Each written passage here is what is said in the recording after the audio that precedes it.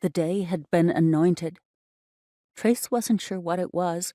Maybe the unusual slant of the December sunlight pushing through her blinds that morning, or the scent of cedar and bergamot in the air, lingering from the candles Silvia had lit the night before. Or perhaps it was the sweet satisfaction of opening her eyes 3 minutes before her alarm sounded. Either way, she woke up resolved. She made herself coffee and thought about what she would say to Jordan. She steamed her shirt and anticipated the reaction she'd face.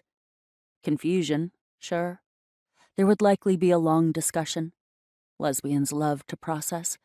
They like dissecting their co-star compatibility, treating their cats like children, and talking about their feelings, often long into the night.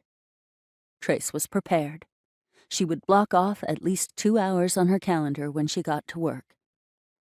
There was an urgency Trace felt, a pressure at the base of her throat. It had been building since her last therapy session.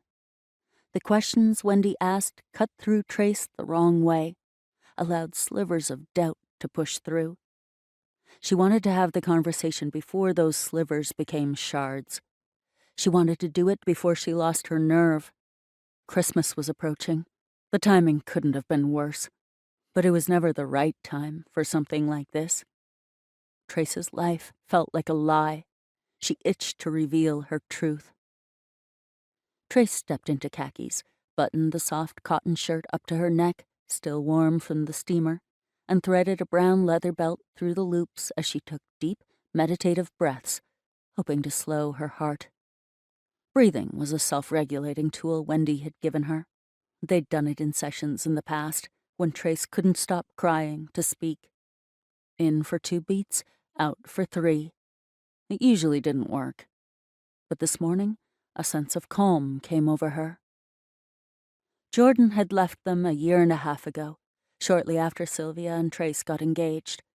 She took the job in New York, a new adventure, and Trace had felt a twinge of jealousy, so slight it dissipated with a glance at her own left hand, the base of her 4th finger surrounded in gold.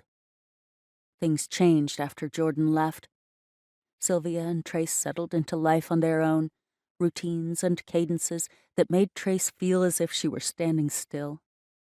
Trace still spoke to Jordan often, on group chats or Instagram or drunken FaceTimes with Silvia when they made it out to the Wild Rose, the historic Seattle dyke bar they frequented, often referred to as the Rose by locals, and needed to summon Jordan's presence to feel close to each other again.